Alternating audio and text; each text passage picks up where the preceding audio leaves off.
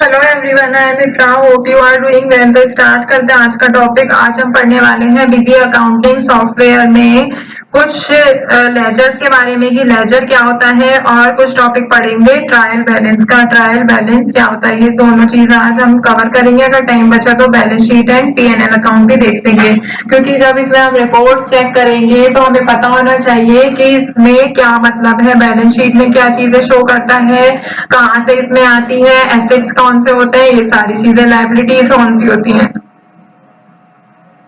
तो आपने देखा होगा प्रीवियस सेशन में हमने कुछ गोल्डन रूल्स ऑफ अकाउंटिंग पढ़े थे। फिर हमारा इन्वेंट्री का टॉपिक आया था कि इन्वेंट्री क्या होती है, इन्वेंट्री मैनेजमेंट कैसे की जाती है, हमने उसको एग्जाम्पल के साथ समझा है।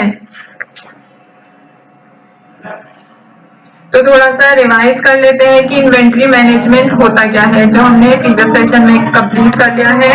एक ऐसा टास्क होता है इन्वेंट्री को मेंटेन करने का, जिसमें हमें एडवांस में पता होना चाहिए कि मटेरियल क्या रिक्वायर्ड है, कि कोई भी हम प्रोडक्ट जो है मैन्युफैक्चर कर रहे हैं उसके लिए क्या क्या चीजों की जरूरत है, कितनी डेफिशिएंसी है, कितना स्टॉक ज्यादा है, कितनी कॉस्ट जो है उस प्रोडक्ट को बनाने में, उस प्रोडक्शन प्रोसेस में लग रही है, स्टॉक इन हैंड हमारा कितना है। तो ये क्या होता है, इन्वेंट्री मैनेजमेंट, क्योंकि इसमें क्या हो गया कि हमें इन्वेंट्री को मैनेज करना होता है। ठीक है, मैन्युफैक्चरिंग कंपनीज में ज्यादा हाई लेवल का यहाँ पे क्या होता है, रिक्वायरमेंट होती है इन्वेंट्री मैनेजमेंट की,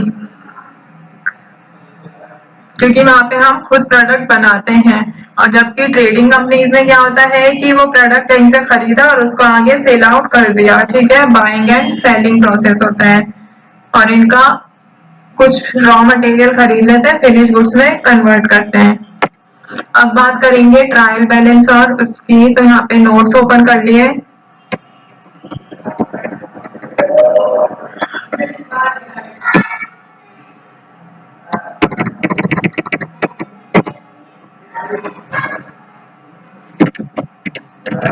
हेडिंग डालेंगे यहाँ पे। सबसे पहले पढ़ेंगे लेजर क्या होता है, क्योंकि सबसे पहले क्या करना होता है, लेजर अकाउंट ही हमें क्रिएट करना होता है, जिसके लिए हमें एंट्री करनी होती है। ठीक है, तो लिख लेते हैं। थोड़ा सा थ्योरेटिकल के आपको समझ आ जाएगा, तो प्रैक्टिकल करेंगे तो आपको पता होगा कि हम इस वक्त लेजर के कर रहे हैं तो इसका क्या मतलब है। ठीक है, तो आगे लिखते हैं, लेजर इज अ बुक और digital file that contains a collection of accounts which are used to record and store financial transactions। तो इसमें क्या कहा गया है, लेजर क्या होते हैं, एक तरह का बुक बोल सकते हैं कि लेजर क्या होते हैं, एक बुक होते हैं या फिर एक डिजिटल फाइल होती है, जो किस लिए यूज कर की जाती है, क्या करता है वो, अपने पास एक कलेक्शन ऑफ अकाउंट्स कंटेन करता है, मतलब कि अपने पास कलेक्शन, बहुत सारे अकाउंट जो होते हैं वो रखता है। जैसे यहाँ पे कोई भी हम इंडिविजुअल डेटर या क्रेडिटर का अकाउंट बनाएंगे तो सबसे पहले हमें क्या करना पड़ेगा, लेजर बनाना पड़ेगा, लेजर में ही तो वो सेव होगा। तो ये सब चीजें वो जो है रिकॉर्ड करते हैं और फाइनेंशियल ट्रांजैक्शन को ये स्टोर करता है। ठीक है, it is fundamental tool in accounting as it provides a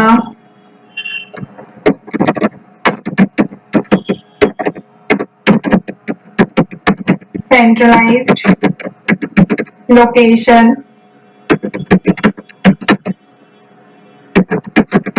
recording and reporting financial information। तो इसमें क्या कहा गया है, क्या होता है, एक फंडामेंटल टूल होता है अकाउंटिंग में, जो क्या प्रोवाइड करता है, एक पूरे मतलब सेंट्रलाइज लोकेशन देता है रिकॉर्ड करने के लिए कि आप यहाँ पे रिकॉर्ड कर रहे हो, यहाँ पर रिपोर्ट कर सकते हैं फाइनेंशियल ट्रांजेक्शन्स की, फाइनेंस से रिलेटेड जितना भी यहाँ पे इंफॉर्मेशन होती है। ठीक है, अब बात करते हैं टाइप्स ऑफ लेजर की। तो मैं वैसे ही बता देती हूँ क्योंकि इतना डिटेल में नहीं जाएंगे, बस हमें ये समझना था लेजर क्या होता है, जो कि हमने पढ़ लिया है। जर्नल लेजर होते हैं जैसे लाइबिलिटी लेजर हो गए, एसेट लेजर हो गया, रेवेन्यू का हो गया, एक्सपेंस अकाउंट, सब्सिडरी लेजर होते हैं जैसे अकाउंट्स पेबल एंड रिसीवेबल होते हैं। ये सारी चीजें सेल्स लेजर क्रिएट किया जाता है जो रिकॉर्ड करता है सेल के ट्रांजेक्शन को। कस्टमर अकाउंट्स को परचेज लेजर भी रिकॉर्ड किया जाता है यहाँ पर।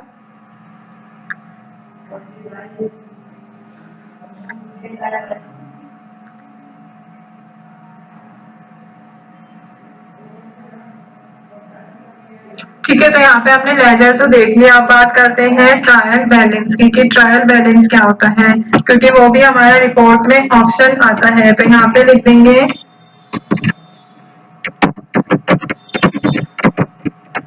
Trial balance. बैलेंस होती है इसमें हर चीज। ठीक है, तो trial balance is a list of all general ledger accounts and their corresponding debit and credit balances। तो देखिए फर्स्ट इसमें क्या बताया गया है पॉइंट में कि ट्रायल बैलेंस क्या होता है, एक तरह से एक लिस्ट होती है सभी जनरल लेजर्स की। लेजर्स क्या होते हैं, जो अपने पास कलेक्शन मतलब कि इंफॉर्मेशन स्टोर करता है फाइनेंशियल ट्रांजेक्शन से रिलेटेड। ठीक है, तो यहाँ पे क्या होता है, सभी जनरल लेजर जो है यहाँ पे आते हैं और उनके क्या होता है, वो डेबिट है और क्रेडिट को यहाँ पे वो बैलेंस करता है। आगे देखते हैं और ज्यादा पता चलेगा क्या होता है। It is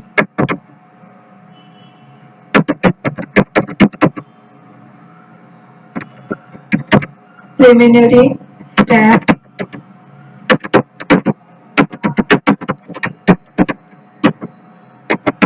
in the accounting process to ensure that the debits and credits are equal। मैंने बताया था बैलेंस की बात की जाएगी तो इक्वल वर्ड आ गया। And that accounting records are accurate. तो देखिए इस वाले पॉइंट में क्या आ रहा है, ट्रायल बैलेंस को अगर देखिए क्या होता है, एक ऐसा स्टेप होता है अकाउंटिंग प्रोसेस में जो क्रेडिट और डेबिट को क्या करता है, इक्वल करता है। ठीक है, that account and that accounting records are accurate. उसमें क्या होता है, अकाउंटिंग रिकॉर्ड जो होता है पूरी तरह से एक्यूरेट सही होता है, मतलब कि एरर्स को चेक करता है। ये इसका पर्पस ही क्या होता है ट्रायल बैलेंस को बनाने का, कि आइडेंटिफाई करता है एरर्स को जो कि ट्रांजेक्शन को रिकॉर्ड करते वक्त आते हैं, जैसे कि इनकरेक्ट डेबिट या फिर क्रेडिट हो गया। अकाउंटिंग इक्वेशन को ये इंश्योर करता है। अकाउंटिंग इक्वेशन क्या होती है, assets equal to liabilities plus equity. ये सब क्या होना चाहिए, बैलेंस होना चाहिए। इससे क्या हो सकता है, फाइनेंशियल स्टेटमेंट हम बनाते हैं।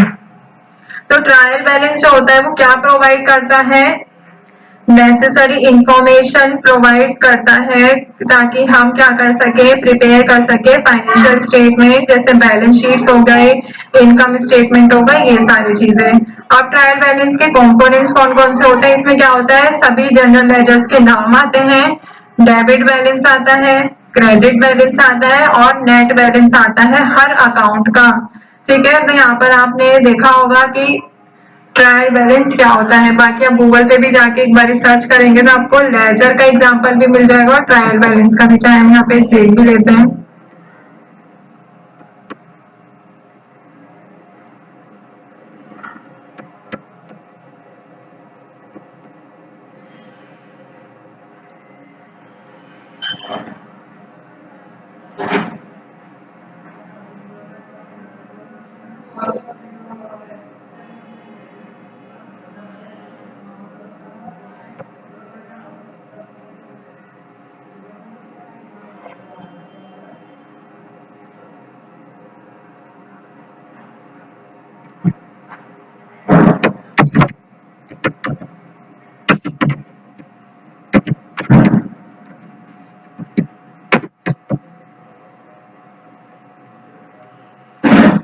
देखिए यहाँ पे ट्रायल बैलेंस का फॉर्मेट आ जाएगा।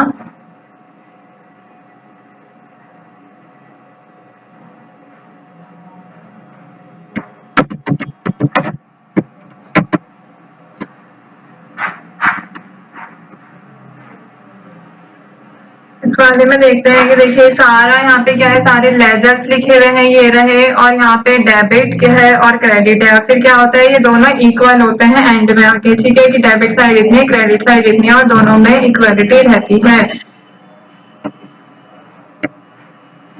अब बात करते हैं किसके फॉर्मेट की। मुझे आपको लेजर भी दिखाना था, तो यहाँ पे लिख देंगे।